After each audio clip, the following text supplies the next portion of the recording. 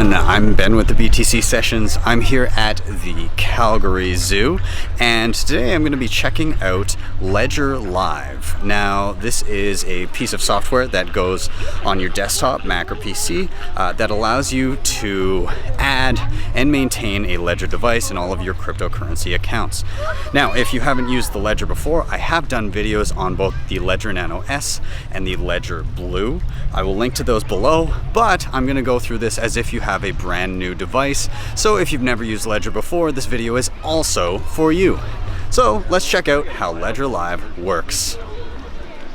Welcome to the main screen of the Ledger Live software. Now, this software in particular is replacing the old Google Chrome apps that you used to have to download to utilize your Ledger. Reason for that is that Google Chrome is no longer going to be supporting any Google Chrome apps in the near future, so they needed a solution, and this is it. Also, I will be utilizing the Ledger Nano S today, but just know that the process is much the same with the Ledger Blue, if not a little bit easier because you have an actual touch screen to type everything in as opposed to the two buttons on top. But here we go. Let's get into the setup. So first thing we're going to do here is we're going to hit Get Started. Now, it gives you a number of options here. You can initialize a new device, which we will be doing. You can restore a Ledger device. So if you already have one and you have a backup phrase that you've written down, if you don't know what that is, you'll see in a moment, you can do that here. You can use a device that's already been initialized, so one that's already set up, or you can click this button to grab a new Ledger for yourself. There'll also be links for that down below. Anyways, let's get into what we're doing, initializing a new device. I'm going to click that option.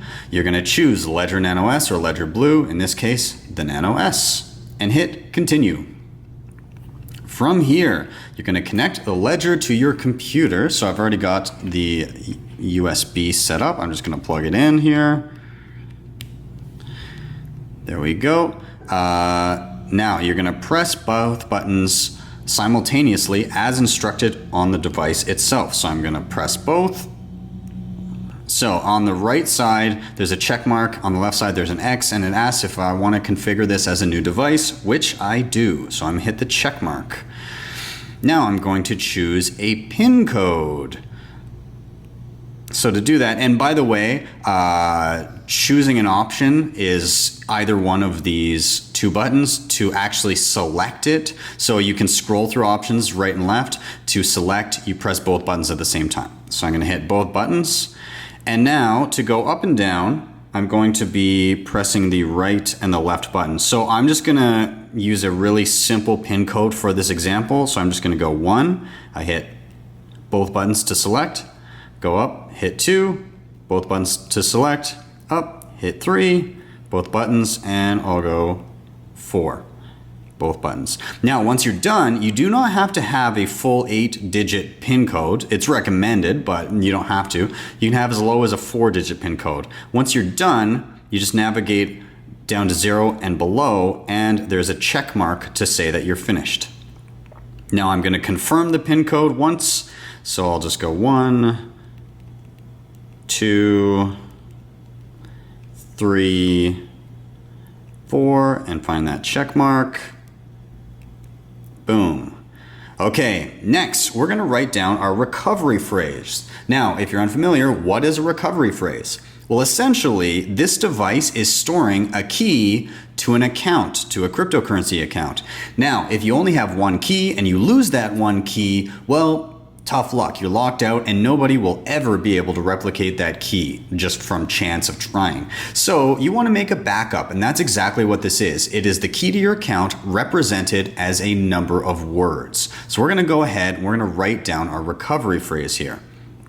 So it's going to give you word number 1, and you're going to scroll through and enter each word. So I'm going to do that now. For instance, right now it's telling me word number 1 is sister. So I'm going to write that down, and then I hit next, and I'm going to go all the way through to the end of them, and then we'll come back.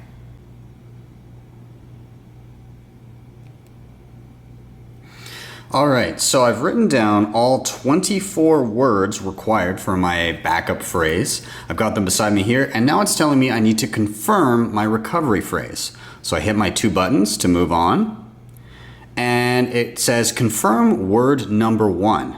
Now word number 1 was not ocean, so I need to navigate using these 2 buttons until I find the word sister like we saw before. So I'm gonna keep going side to side here. And, oh, there it is, sister. And I hit 2 buttons to confirm. Good, now I go to word number 2. It is not required, so I need to go find that word. There we go. And word number 3. And I'm gonna go through until it deems that I'm good enough. I'm good to go.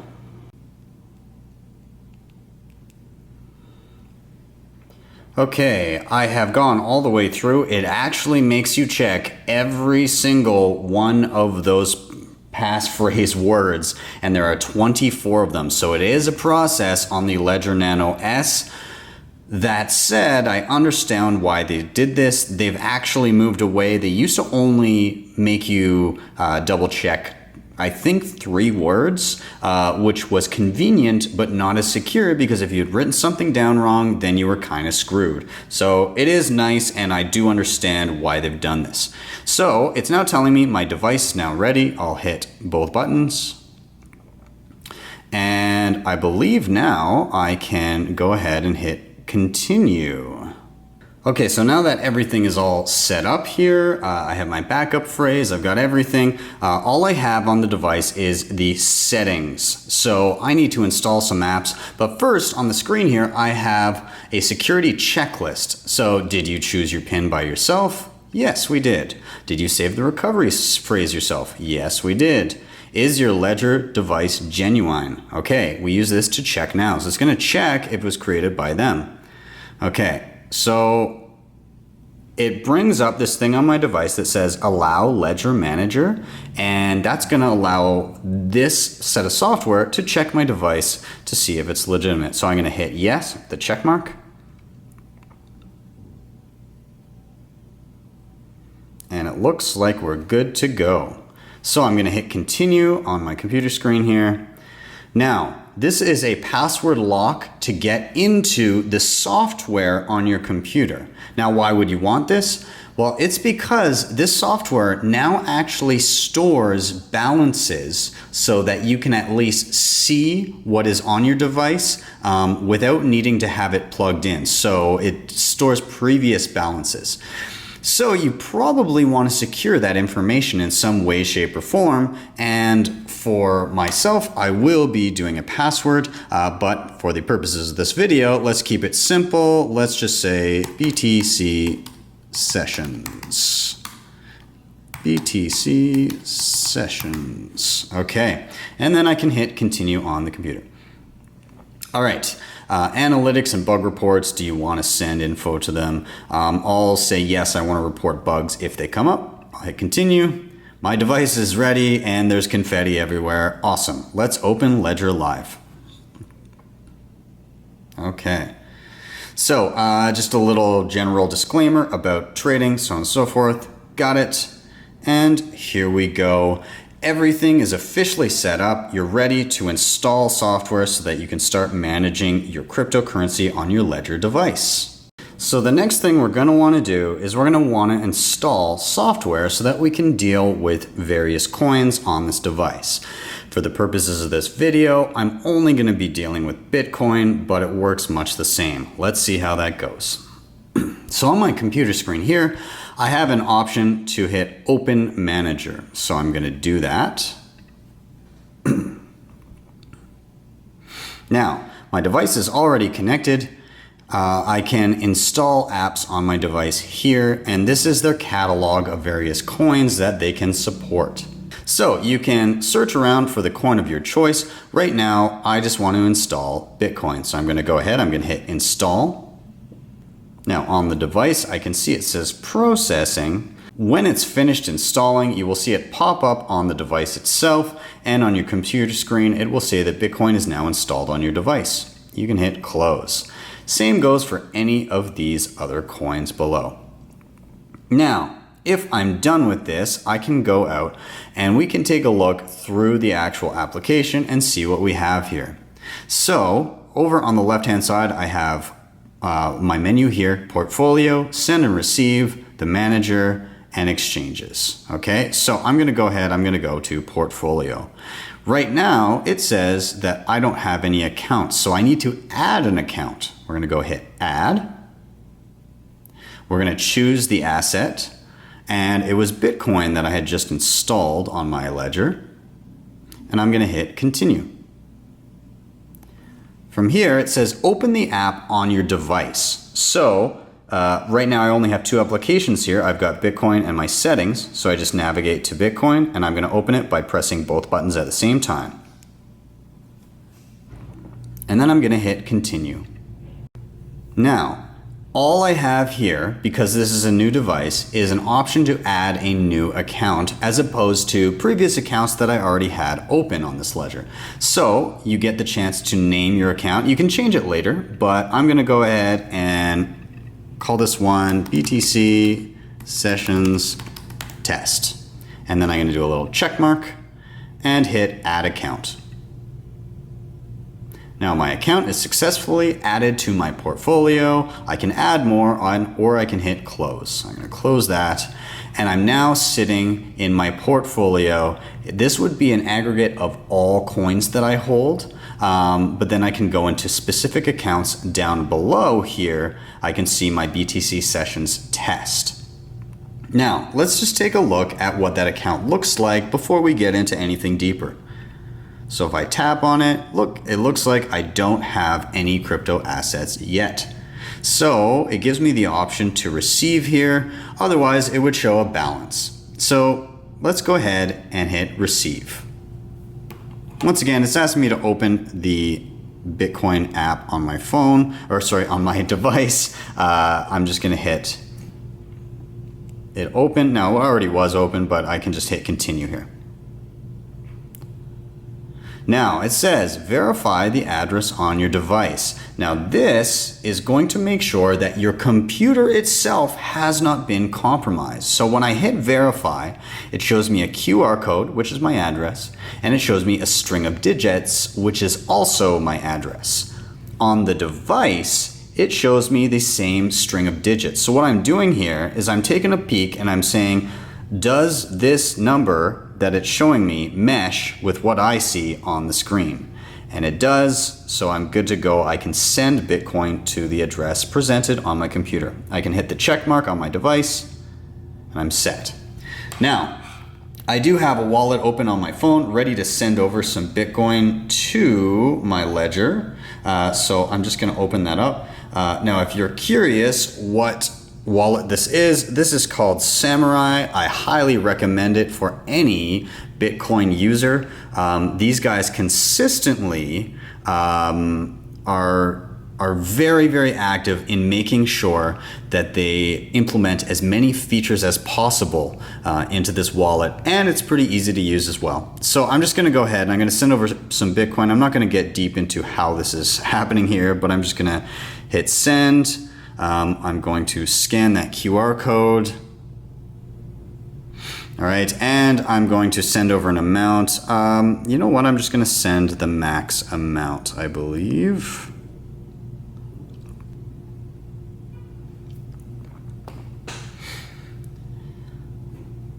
All right, so I've just sent coins over to the address on my screen here.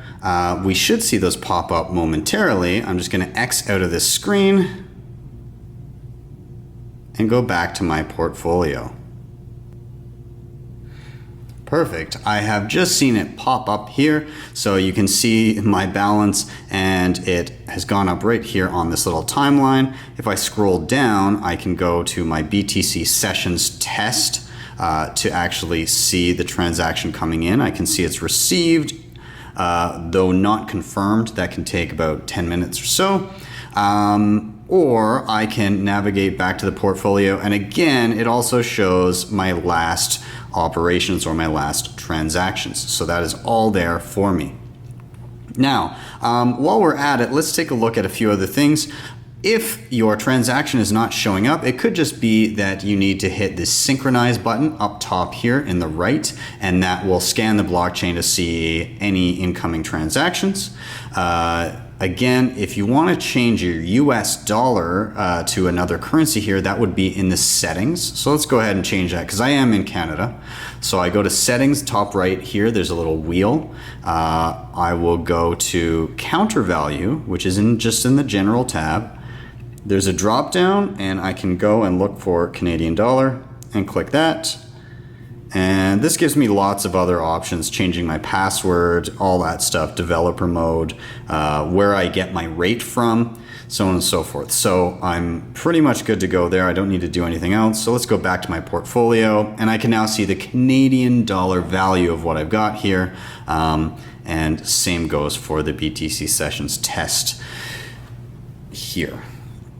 All right, so we'll just wait for that to confirm and then we'll practice sending out from the wallet. So our funds are now confirmed and we're able to practice sending a transaction. So all I'm gonna do is I'm going to navigate over to the send button on the left-hand side here. And that brings up a dialog box and it asks me which account do I want to send from. Now, if I have more than a single currency, this drop-down will show my options here, but right now I've only got this single account. Now, the recipient address. Now, you could paste in an address that maybe you got from a merchant or through an email or whatever, or you can use your camera to scan one that you might have on a phone. So I've got my my address up here on my Samurai wallet. So what I'm going to do is over to the right here, there's a little mini QR code. If I tap that, it's going to ask, well, it doesn't even ask, it just opens up my camera so you can see me here. And I'm just going to hold up my address so it can scan and you can see it plunks right in there. Right away, I don't have to do anything. Okay, now what amount of Bitcoin would I like to send? So I can type that in here. Now, I don't see at the moment, I don't see an option to send the total amount here, which is what I would like to do. Let me peek around. I don't think that is possible. So maybe what I'll do is I know the amount that I have here. So I can just plunk that in. So you can either put in your Bitcoin amount or your Canadian dollar amount. So let's put in my Canadian dollar amount because I can see that over here on the right hand side. Okay, so, and this is something I would love to see implemented here is a send max amount button, because if you just want to clear out an account, honestly, it's a bit of a pain to try and figure out, okay, what is my fee? How many cents am I spending on my fee? And how can I adjust that? Okay, so that's fine. 267.0102. Okay, 01 is the magic number. There we go. Okay, so I'm going to send this out. You can set your transaction fee down below. So you can have high, standard, low, or custom. I'm just going to use the standard right now. I'm not in a big rush. And I'm going to hit continue. Now, on my device, it says make sure you have your Bitcoin app open. Now, after a while, it does time out here and you have to put in your PIN code again. So we're going to do that. 1, 2, 3, 4, and the check mark. Okay, so, and the Bitcoin app was already open. I just had to put in my, my PIN code again. So I'm going to hit continue on the computer. And now, do you want to confirm the transaction? So on the device it says, would you like to confirm that you're sending this much to this place? And that looks fine to me, so I'm going to hit the check mark. And on my screen, I can see that the transaction is sent. I can even view the operation details or the transaction details by hitting this button, and it brings it up. It shows everything, the transaction ID from this address to this address, and I can even hit View in Explorer, which you can do with any transaction. And what it does is it opens a new window from blockchain.info, and it shows you all of your transaction information on screen here. Your fees per byte, how much you're sending, how much you spent in fees via whether it be US dollars or Bitcoin.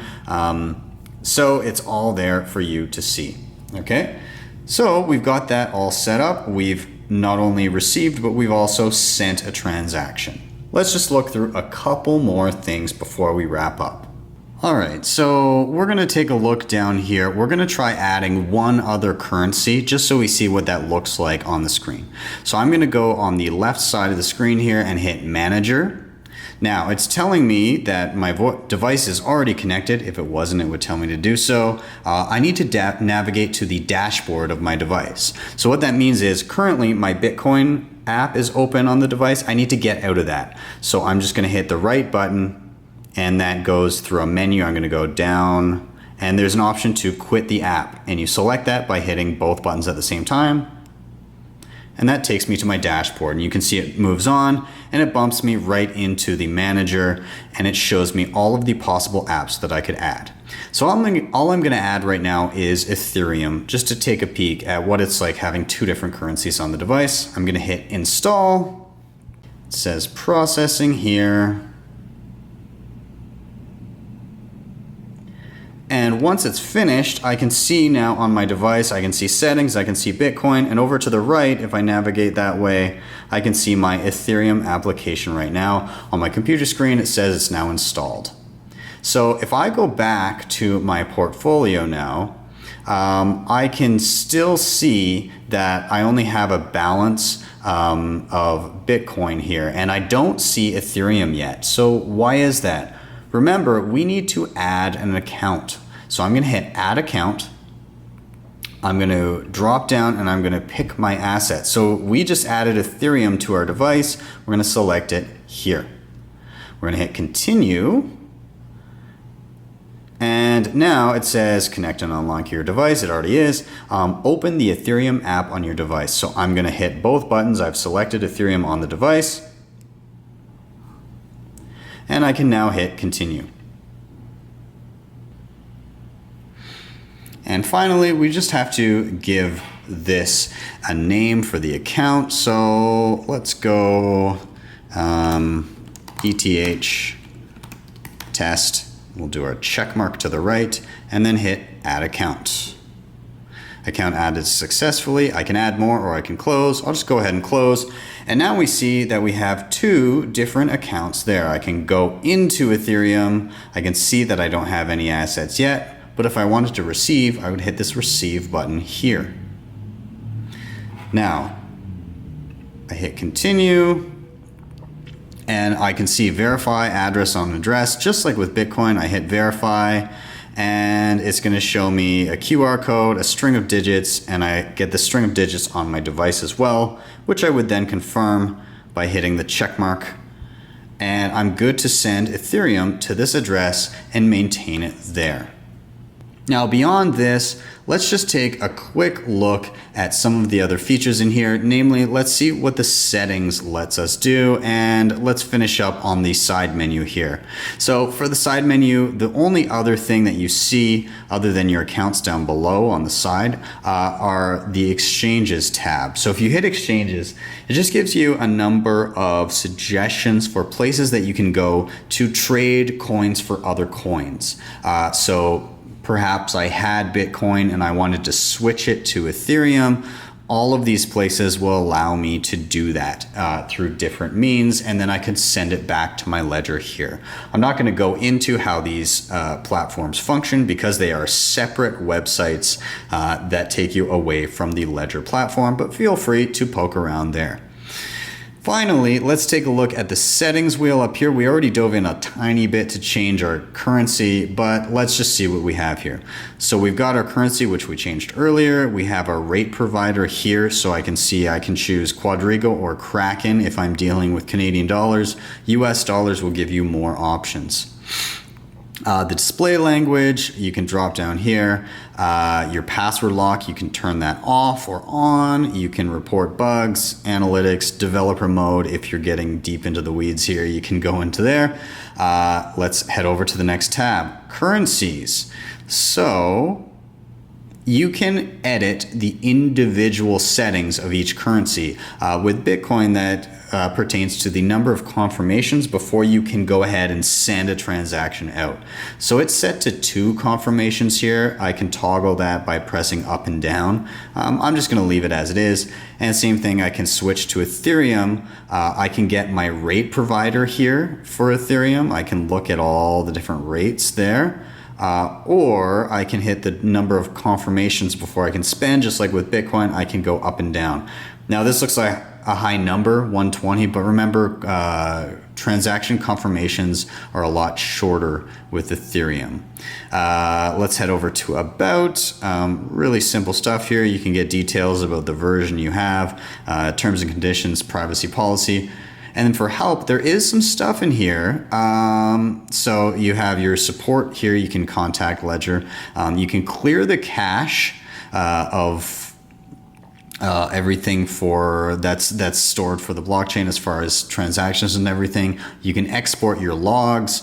So you can add a new device to Ledger Live. So you can have multiple devices on this. You don't need to just have one. This allows you to onboard a new one.